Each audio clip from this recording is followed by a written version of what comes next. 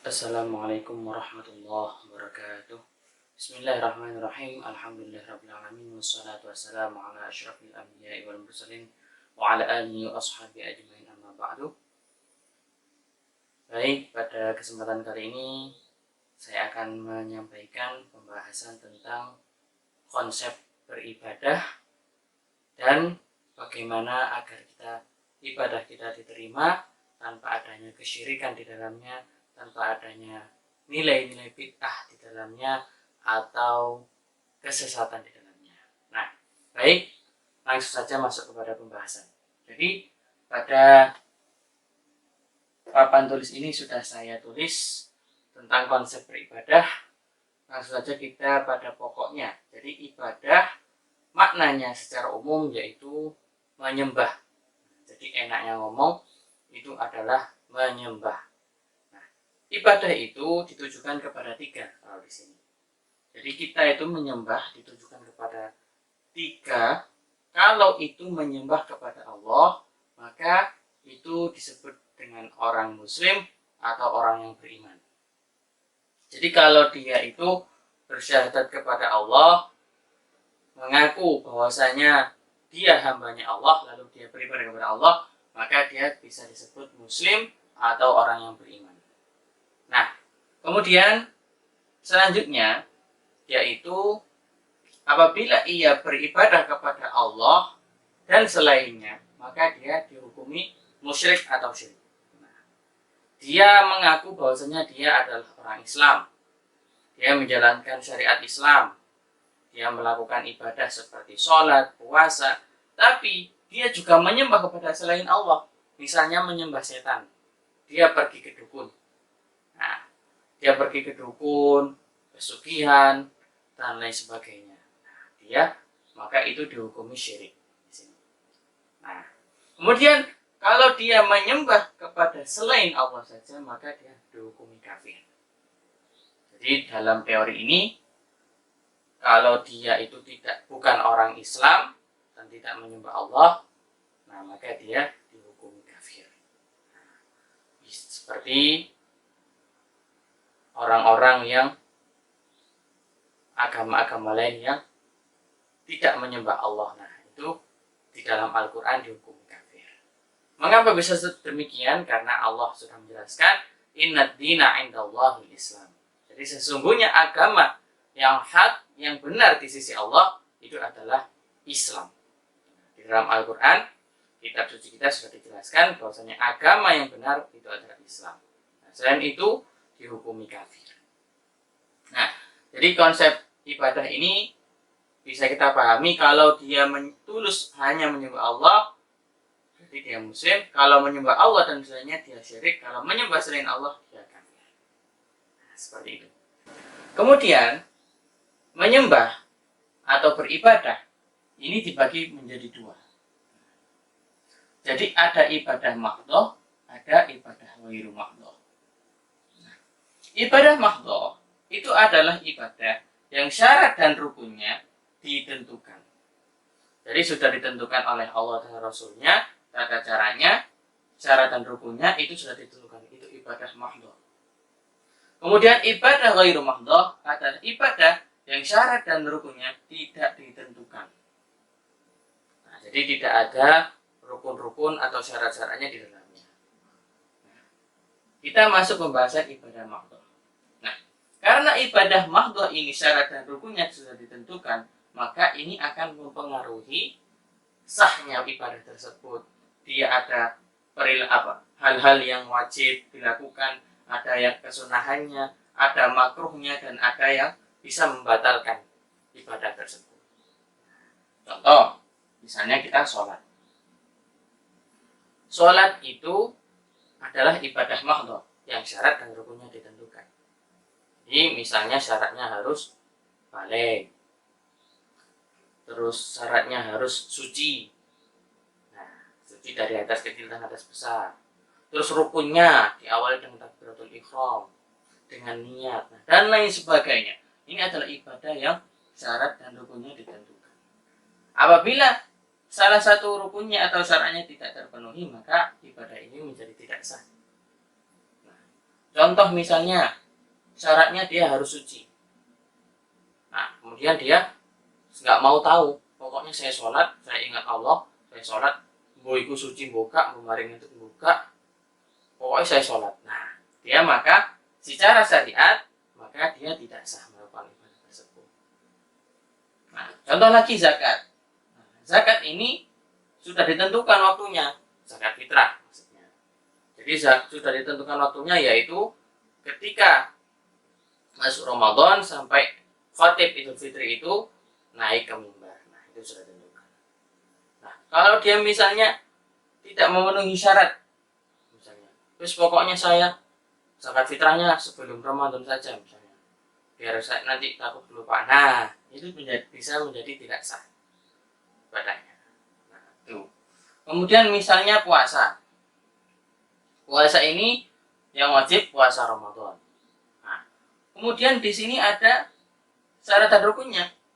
Nah, misalnya, oh dia diawali dari terbitnya matahari sampai terbenamnya matahari. Nah, kalau misalnya dia terus pokoknya sekuatnya lah sampai zuhur, nah maka dia tidak sah ibadahnya. Nah, ini ibadah mahdhah, syarat dan rukun sudah ditentukan. Kemudian haji. Di sini ada hal-hal tertentu di mana itu wajib hajinya apa, ada sunnahnya apa, ada makruh, bahkan ada yang haram dilakukan ketika haji. Nah, semua ini adalah ibadah mahdhah, ibadah yang syarat dan rukunnya sudah ditentukan. Nah, jadi kalau syarat dan rukun ini tidak terpenuhi, maka ibadah ini tidak sah. Nah, ini juga ada dan lain-lain. Nah, misalnya wudhu dan lain sebagainya. Jadi harus urut dan lain sebagainya itu. Kemudian kita masuk pada pembahasan ibadah ghairu mahdhah. Ibadah ini adalah ibadah yang syarat dan rukunnya tidak ditentukan. Loh, kok bisa? Nah, contoh. Ibadah silaturahim. Apakah silaturahim itu termasuk ibadah? Iya. Jadi, orang yang memutus silaturahim dia akan mendapat dosa. Orang yang menyambung silaturahim dia akan mendapatkan rahmatnya Allah. Nah, ini termasuk ibadah. Nah, akan tetapi ibadah ini ibadah yang syarat dan rukunnya tidak ditentukan. Misalnya, kamu ketika silaturahim, kamu harus pada bulan ini, atau kamu harus di pagi hari, atau kamu harus di malam hari, atau kamu harus 3 kali dalam 1 bulan. Nah, tidak ada. Jadi ibadah ini syarat dan rukunnya tidak ditentukan, baik itu waktunya, jumlahnya maupun tempatnya, itu tidak ditentukan. Berbeda dengan sholat ini. Misalnya sholat duhur 2 rakaat. Nah, jadi kamu harus 2 rakaat, nggak boleh 3 rakaat. Sholat subuh maksud saya. Sholat subuh 2 rakaat misalnya. Sholat subuh itu 2 rakaat. Ketika kamu ingin lebih baik lagi, tidak boleh ditambahin menjadi 3 rakaat. Sudah ada ketentuannya, berbeda dengan ini. Nah, misalnya contoh yang lain, dakwah misalnya. Dakwah ini juga ibadah, mengajak orang kepada kebenaran, mengajak orang kepada agama Allah. Ini juga ibadah.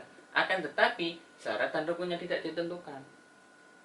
Misalnya, boleh nggak anak kecil SD itu berdakwah atau mengajak kebaikan misalnya, mengingatkan kakaknya untuk sholat misalnya, ngajak kebaikan, boleh. Meskipun dia belum balik. Atau boleh nggak saya berdakwah lewat sosial media? Boleh. Berdakwah lewat WA? Boleh. Berdakwah memakai mikrofon misalnya untuk pengarah suara? Boleh. Nah, jadi karena apa? Karena tidak ada syarat dan rukunnya. Apakah itu melanggar? Tentu tidak. Nah, kemudian kita ambil contoh lagi, sedekah. Misalnya, sedekah ini adalah ibadah ghairu mahdhah yang syarat dan rukunnya tidak ditentukan.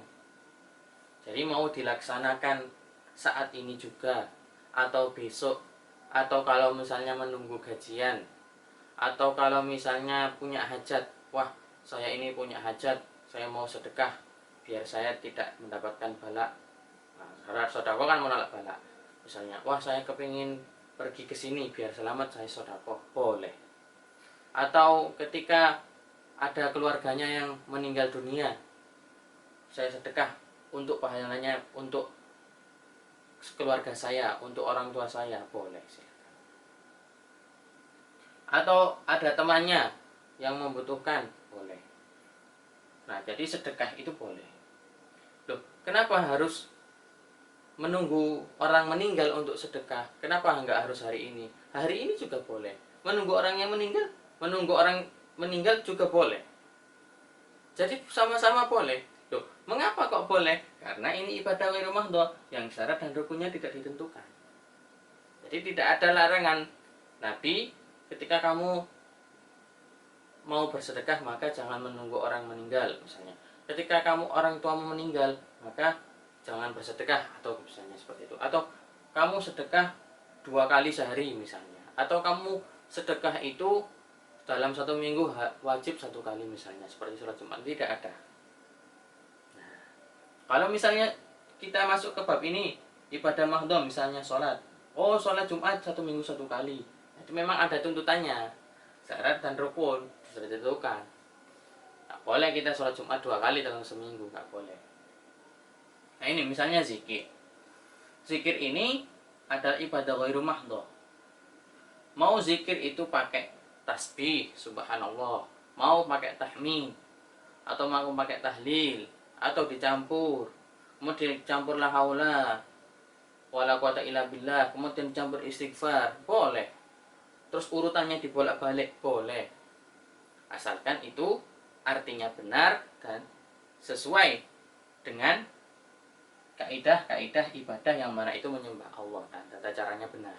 Jadi tidak ngawur.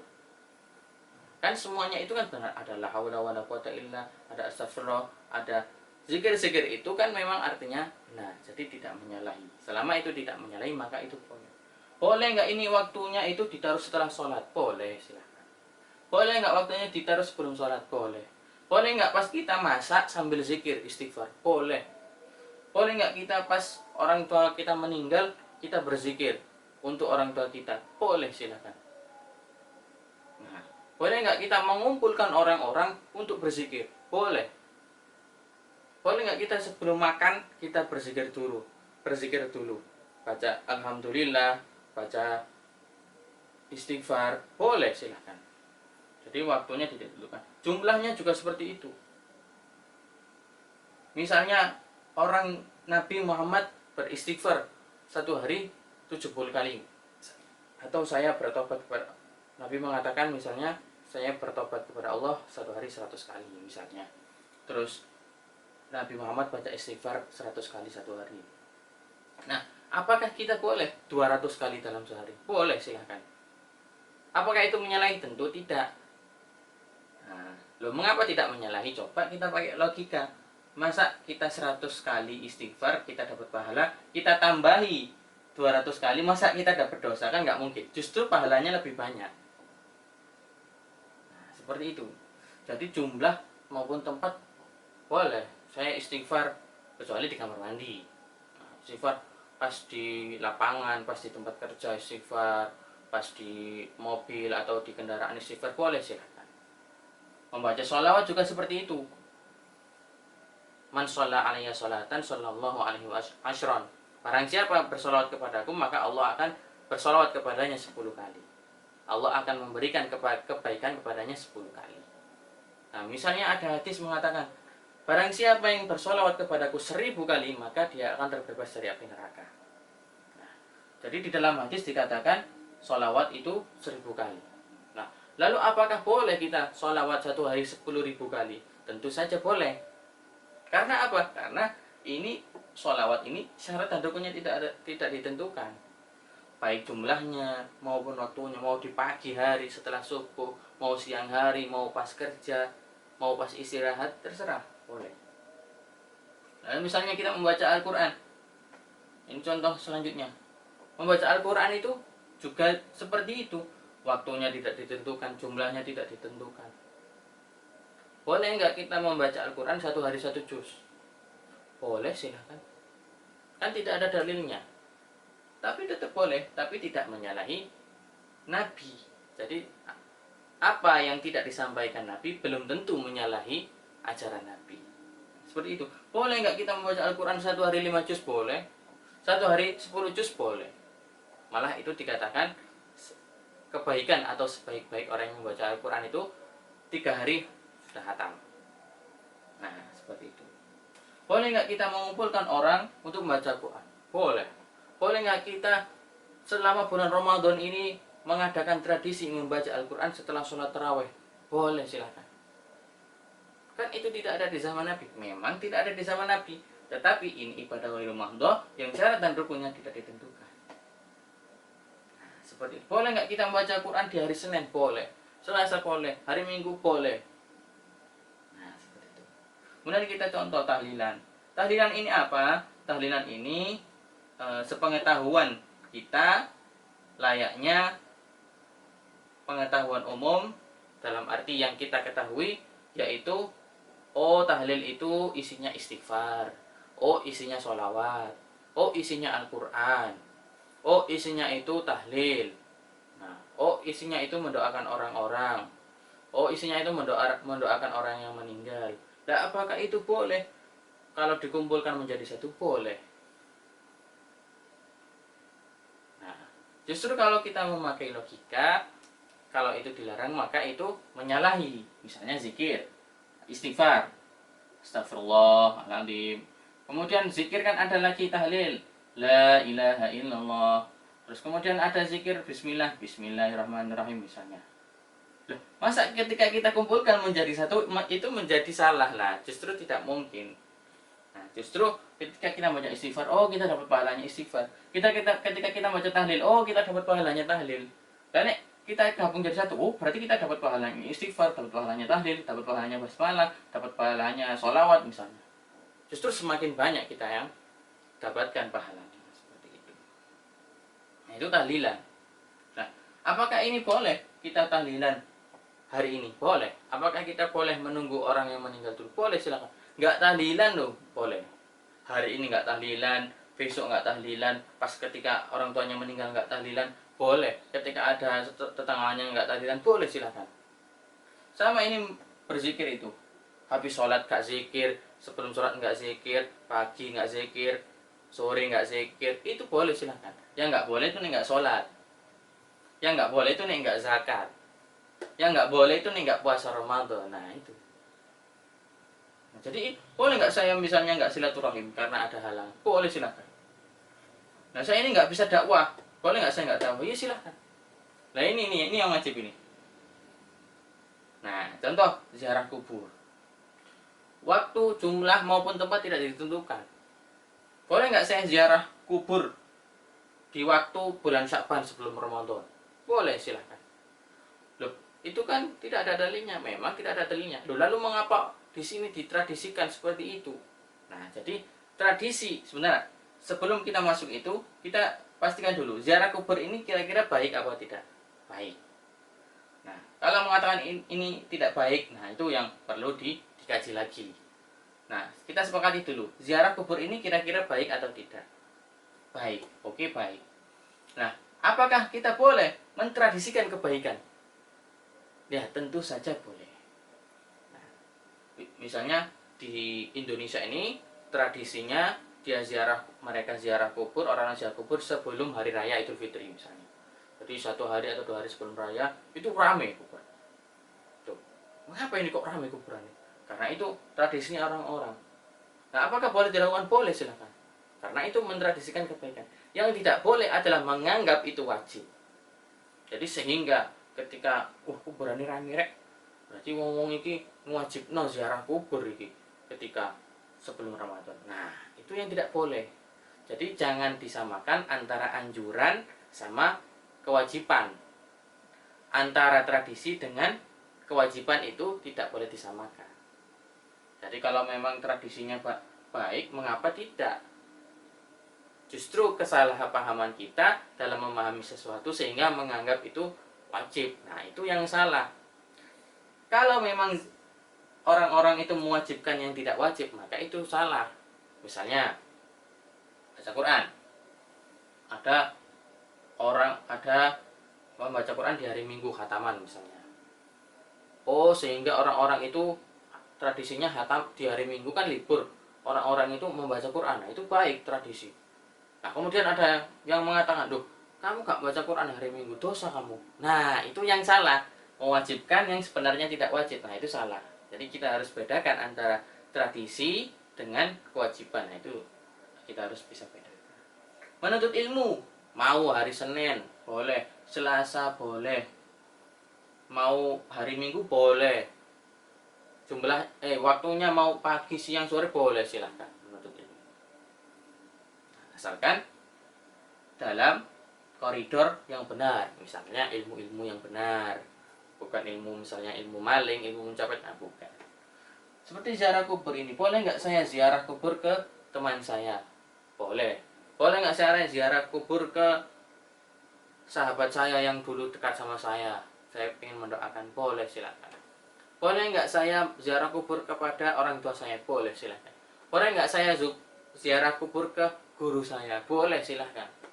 Boleh nggak saya ziarah kubur ke gurunya guru saya? Boleh, silahkan. Nah, loh, mengapa boleh? Ya karena memang boleh. Nah, kita mendoakan orang yang meninggal, bukan kita menyembah orang yang meninggal. Nah, itu yang perlu digarisbawahi. Jadi, ibadah itu ada dua. Nah, ini ada dan lain-lain. Jadi tidak hanya itu, banyak sekali ibadah-ibadah ghairu mahdhah yang di sini tidak disebutkan. Ini juga ada contoh lain. Nah, pada intinya ibadah itu bisa dibagi menjadi dua, yaitu ibadah mahdhah dan ibadah ghairu mahdhah. Nah, yang sudah saya jelaskan tadi. Nah, lalu bagaimana dengan ada statement yang seperti ini loh? Tidak ada Rasulullah itu membagi ibadah menjadi dua, ibadah mahdhah dan ibadah ghairu mahdhah. Nah, ketika ada statement seperti itu, sebenarnya mungkin Rasulullah tidak secara langsung mengatakan seperti itu, tetapi ajaran Rasulullah itu termasuk dua ini. Nah, kalau kita campur adukkan di sini, maka itu tidak boleh. Sekarang kita masuk kepada bab niat. Nah, dalam hadis disebutkan innamal a'malu binniyat wa innama likulli imri'in ma nawah. Sesungguhnya segala sesuatu itu tergantung pada niatnya. Dan segala perkara tergantung pada apa yang diniatkan. Jadi, kalau kita mau melakukan sesuatu, nah tergantung kita itu niatnya apa. Nah, di sini disebutkan dalam kalimat selanjutnya, faman kana hijratuhu ilallahi wa rasulih, fa hijratuhu ilallahi wa rasulih. Barang siapa yang hijrahnya kepada Allah, dia beribadahnya kepada Allah dan mentaati Rasulullah, fa hijratuhu ilallahi wa rasulih. Maka hijrahnya itu kepada Allah dan Rasulnya. Faman kana hijratuhu lidunya aw yusibuha fa hijratuhu ila ma hajara ilaiha. Barang siapa yang hijrahnya atau tujuannya itu lidunya, untuk dunia atau selainnya, maka fa hijratuhu ila ma hajara ilaiha. Maka hijrahnya itu tergantung apa yang diniatkan tersebut. Nah, jadi pentingnya niat itu juga termasuk dan ada di dalam ibadah. Contoh, sholat. Nah, di dalam ibadah mahdhah ini, syarat dan rukunnya ini ditentukan. Jadi, salah satu rukunnya ibadah ini adalah niat. Misalnya, syarat sahnya sholat. Nah, misalnya kita sholat subuh, maka niatnya usolli fardhu subhi raka'ataini mustaqbilal qiblati ada'anillahi ta'ala. Allahu Akbar. Saat takbir kita niat di dalam hati, melafadzkannya. Nah, itu baru sah sholatnya. Nah, kalau kita melakukan ibadah ini tanpa niat, maka ibadahnya tidak sah. Misalnya zakat, sholat juga bisa. Misalnya zakat, kita sekarang ini waktunya zakat, ya misalnya. Nah, kita tiba-tiba ngasih beras tanpa niat. Nah, itu ibadahnya tidak sah. Nah, kemudian puasa misalnya. Nawaitu shauma ghadin an ada'i fardhi syahri ramadhana hadhihi sanati fardhan lillahi ta'ala. Niat puasa Ramadan karena Allah Ta'ala misalnya. Nah, itu ketika diucapkan maka itu sudah menjadi niat, maka puasanya sah. Nah, dan tidak cukup cuma maksud tok, harus dilafadzkan. Misalnya, Gusti Allah ngerti maksudku. Nah, itu tidak. Nah, maka di sini ada niatnya yang harus dilafadzkan, yang harus disebutkan. Bahkan di dalam sholat, wajibnya niat kalau Imam Syafi'i itu ketika takbiratul ihram. Allah itu kita niat. Nah, niatnya itu dilafatkan di dalam hati, bukan menentok Allah ngerti maksud tidak. Nah, itu ketika dimasukkan di ibadah mahdhah. Nah, bagaimana dengan ibadah ghairu mahdhah? Ketika niat dimasukkan ke ibadah ghairu mahdhah, maka ini Allah sudah mengetahui maksudnya tanpa harus melafatkan niatnya. Misalnya, kita berniat untuk sedekah. Terus pokoknya ngkai anakku duit 10.000 tak sedekah nang anakku. Tanpa kita niat sedekah 10.000 nang anakku karena Allah. Tanpa seperti itu, Allah sudah tahu maksudnya. Sedangkan ini harus dilafatkan niatnya. Misalnya zakat, nawaitu an ukhrija zakat al-fitrina. Harus dilafatkan. Misalnya kita membaca Al-Qur'an. A'udzubillahi minasyaitonir rajim. Bismillahirrahmanirrahim. Alif lam mim dzalikal sampai seterusnya. Tanpa kita niat beribadah kepada Allah melalui membaca. Tanpa seperti itu Allah sudah tahu maksudnya. Nah, seperti itu. Nah, jadi semua ini diniatkan, yaitu menyembah atau beribadah kepada Allah. Kira-kira ada atau tidak di antara ibadah-ibadah ini atau yang lain sebagainya yang belum disebutkan, ada nggak ibadah yang tidak menyembah Allah? Kira-kira ada nggak? Yang menyembah selain Allah, kira-kira ada atau tidak? Nah, itu yang perlu diperhatikan. Jadi ibadah-ibadah ini tentu ini adalah ibadah atau menyembah kepada Allah. Nah, ini di sini pentingnya niat. Jadi niat itu sangat penting. Kalau di sini niatnya dilafadzkan, kalau ini maksudnya harus jelas. Oh, niat sedekah karena Allah, maksudnya harus jelas. Niat ziarah kubur, ndongakno mati, Gusti Allah sing ngerti maksudnya. Menuntut ilmu, niat doleh ilmu, Gusti Allah sing ngerti maksudnya. Nah, seperti itu. Nah, kemudian setelah kita masuk di bab niat dan kita bisa memahami, maka sekarang kita masuk di bab syirik. Nah, ada statement atau sebuah ucapan yang menyatakan bahwasanya tahlilan itu adalah sebuah kesyirikan. Mengapa itu sebuah kesyirikan? Karena itu adalah ibadah yang meniru ibadah agama Hindu misalnya. Loh, mengapa seperti itu? Nah, tahlilan, kalau orang meninggal, tahlilan kemudian ada 3 hari, ada 7 hari, ada 40 hari, ada 100 hari. Nah, itu menyerupai orang Hindu. Jadi ketika kita melakukan hal tersebut, maka otomatis itu sebuah kesyirikan. Nah, itu statement yang harus kita kaji. Lalu bagaimana cara menanggapi statement seperti itu? Nah, kita berarti masuk kepada hadis man tasyabbaha biqaumin fahuwa minhum. Barang siapa yang menyerupai suatu kaum, maka dia termasuk bagian dari mereka. Nah, kan ini atas dasar menyerupai suatu kaum, atas dasar menyerupai agama lain. Nah, ini hadisnya. Man tasyabbaha biqaumin fahuwa minhum. Barang siapa yang menyerupai suatu kaum, maka dia termasuk bagian dari mereka. Nah, seperti itu.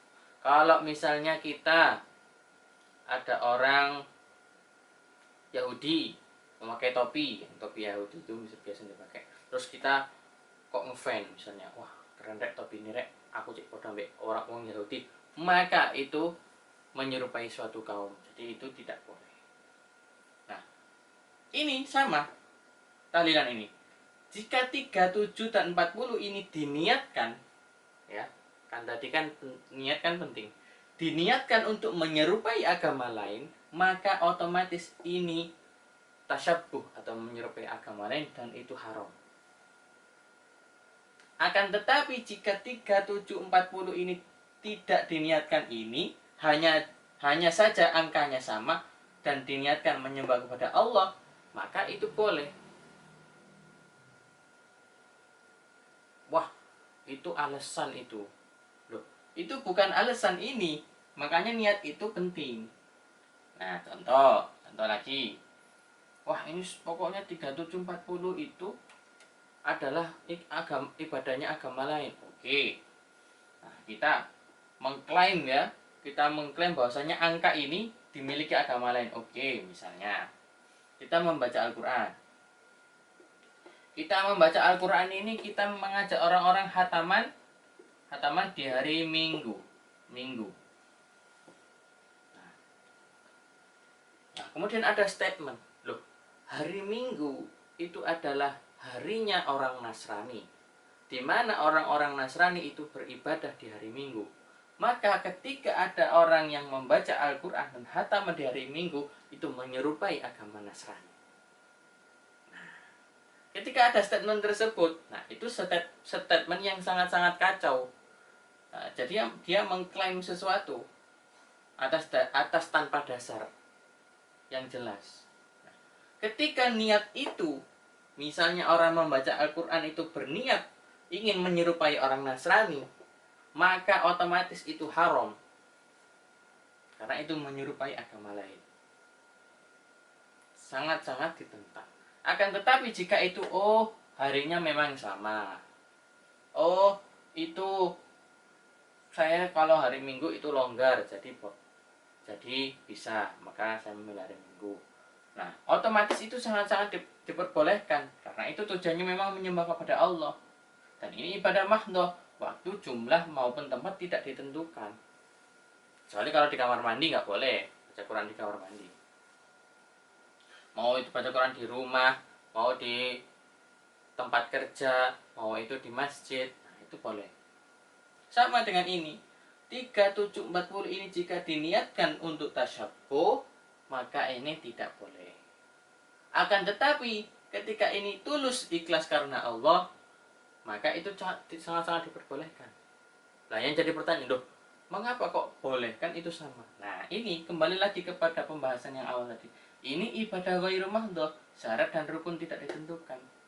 Jadi kalau mau 1 kali, 2 kali, 3 kali, 7 kali, 8 kali, 9 kali, 40 kali, 50 kali, 100 kali, 1000 kali, 2000 kali, dan seterusnya itu boleh. Apabila ada kesamaan, tergantung niatnya. Loh, atau mau nggak tahlilan juga boleh.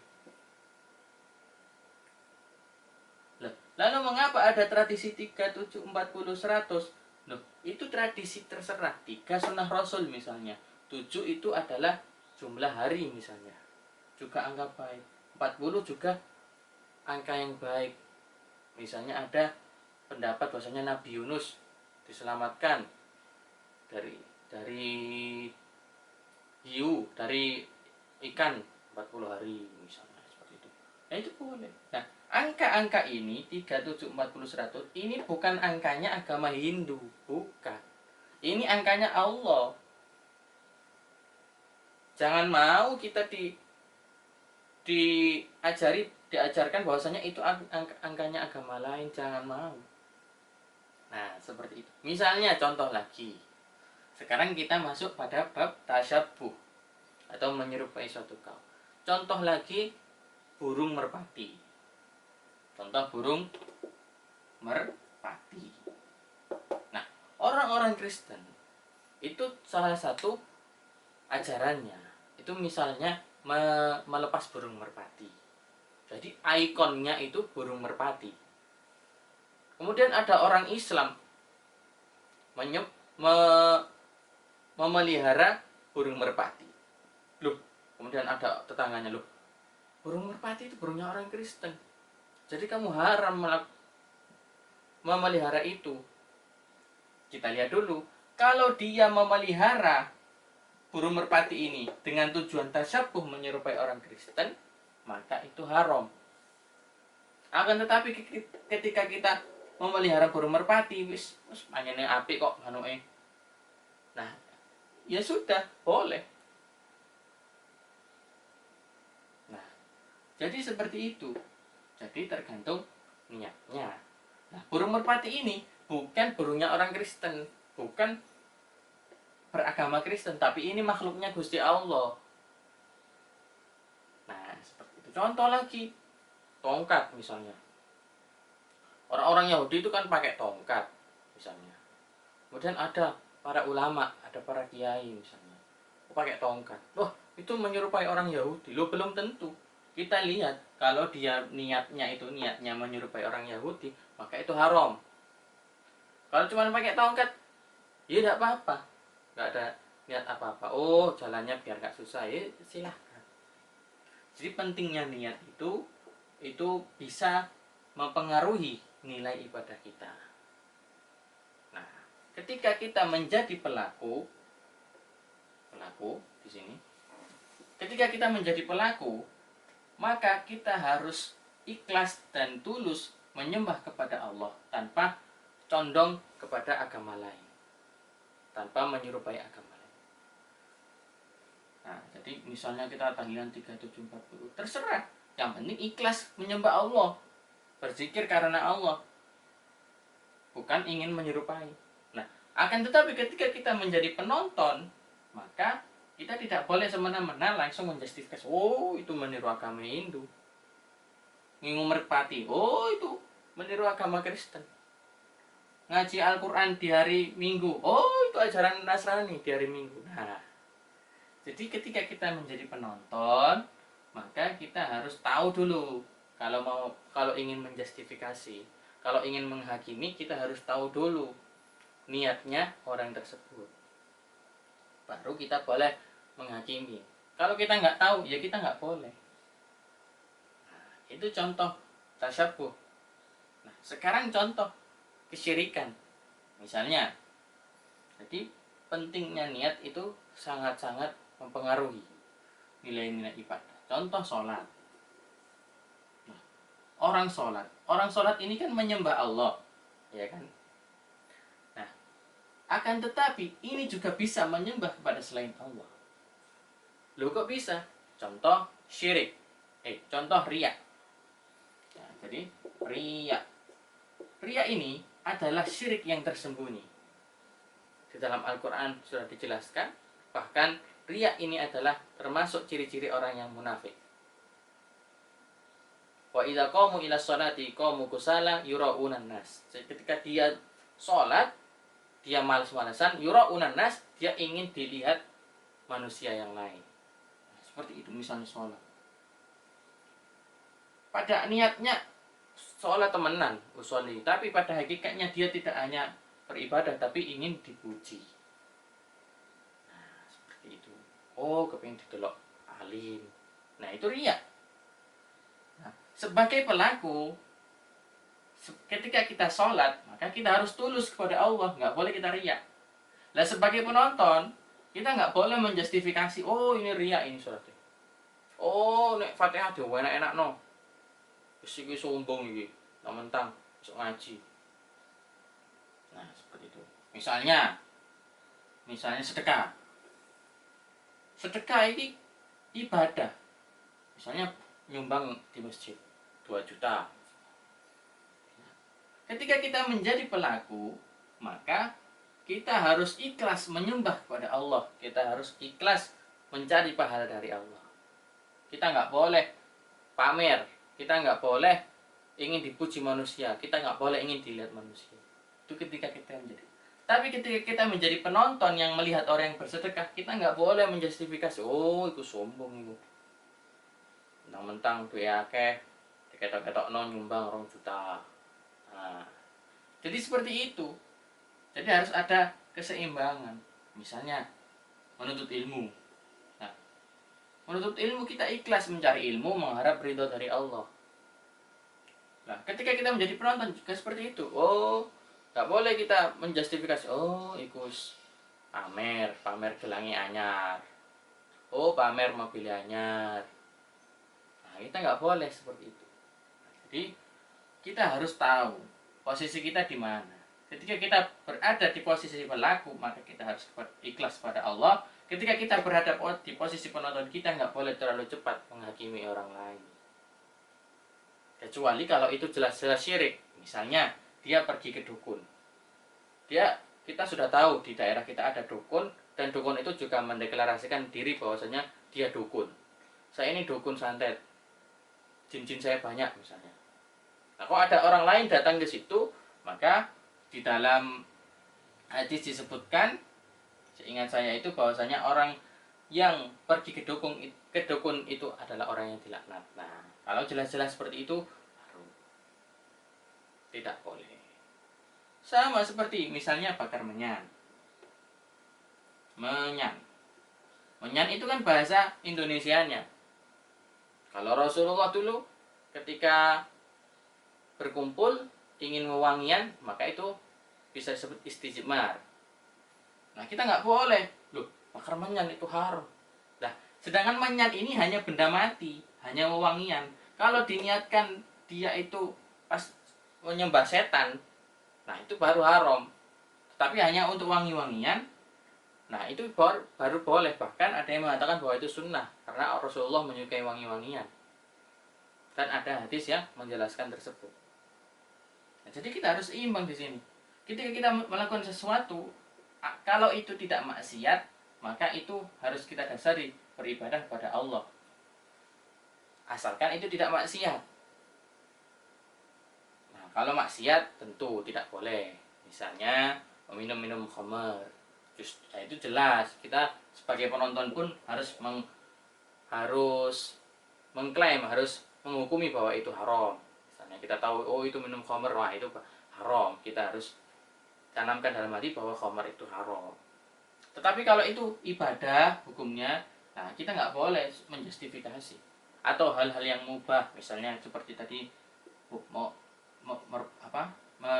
memelihara burung atau menanam pohon cemara, ikon orang Kristen. Ketika kita menanam pohon, nah kita cuma menanam pohon, kalau kita mengikuti orang Kristen baru itu yang haram.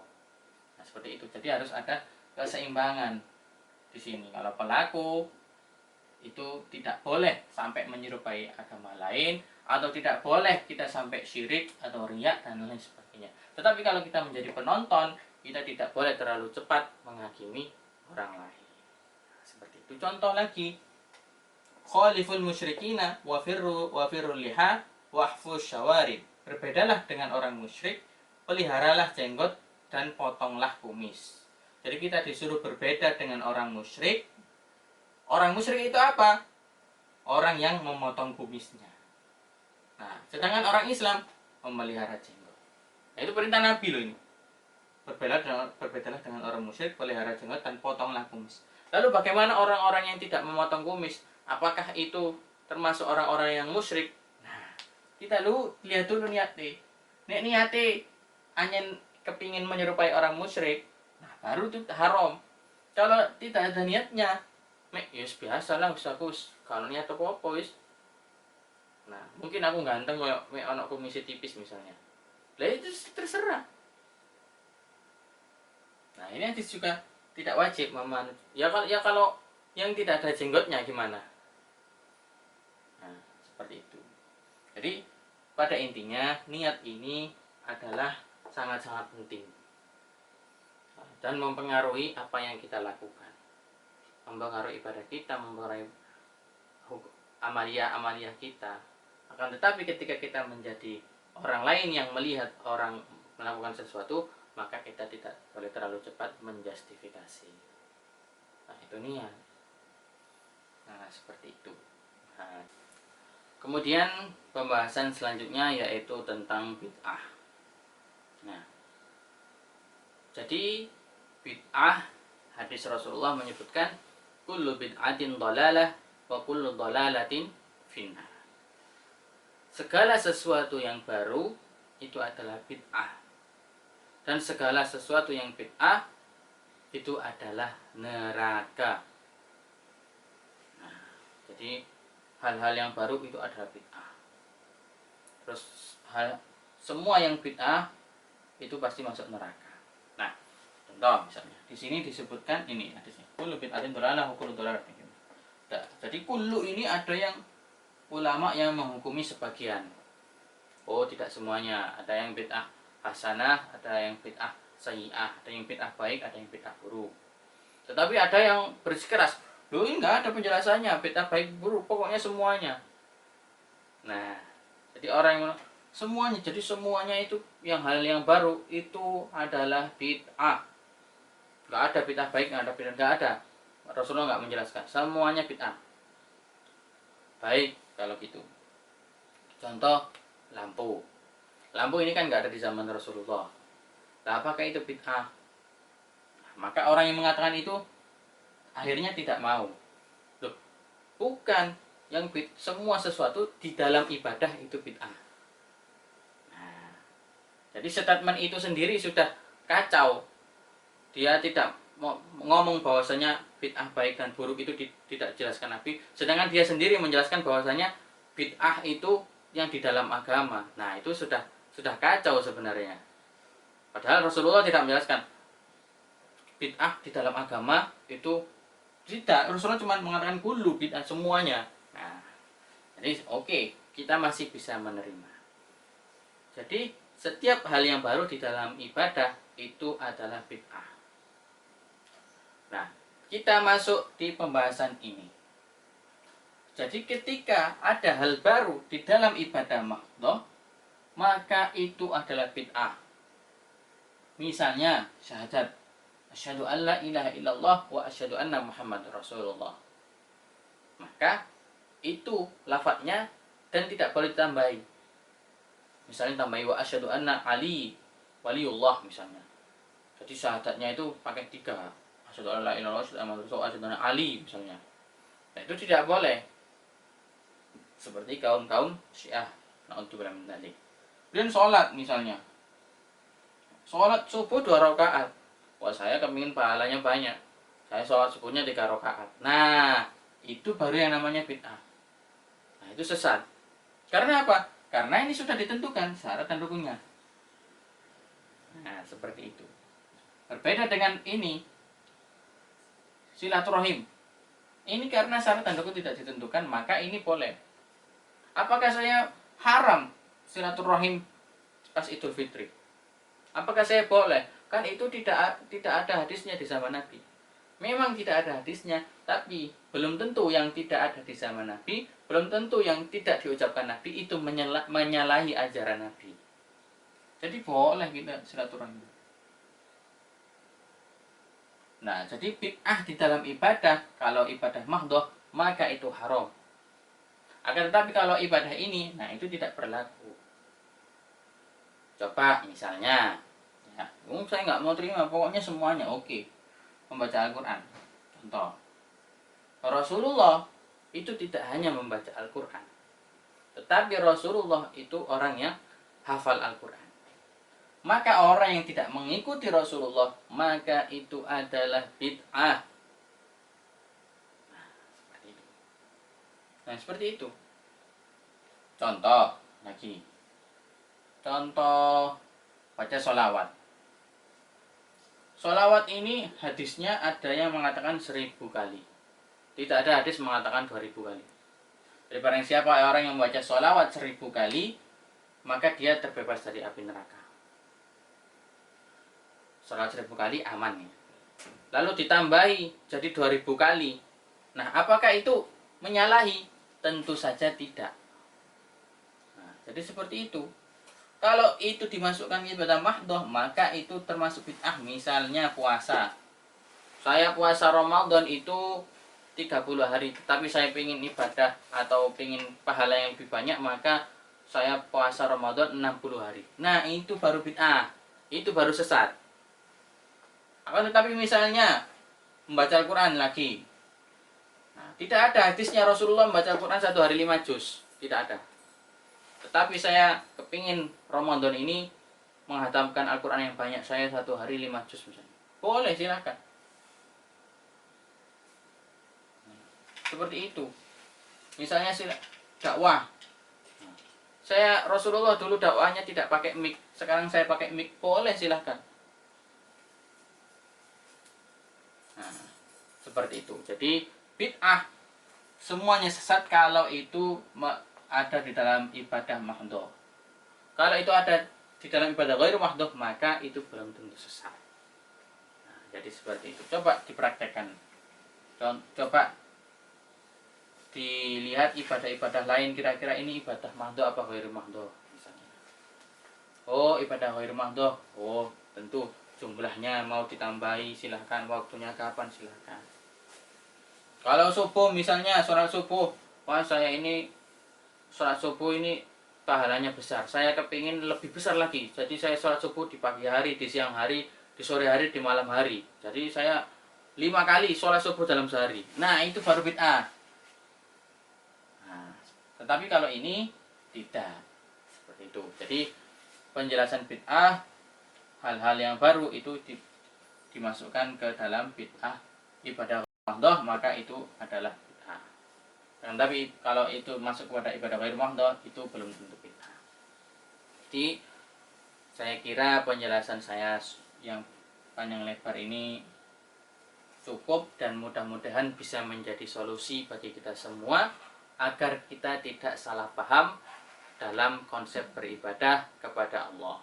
Jadi bukan kita yang mencampur adukkan ibadah, tetapi kadang-kadang pemahaman kita dalam beribadah itu yang keliru sehingga kita mengklaim, oh ini salah, oh ini tidak ada dulu, tidak diajarkan. Nah itu, jadi saya kira ilmu-ilmu seperti ini penting, akan tetapi mungkin apa yang saya sampaikan ini hanya sedikit dan perlu dikaji lagi. Mudah-mudahan Allah selalu memberikan hidayah bagi kita semua, termasuk saya. Kurang lebihnya mohon maaf. Ihdinas siratal mustaqim. Assalamualaikum warahmatullahi wabarakatuh.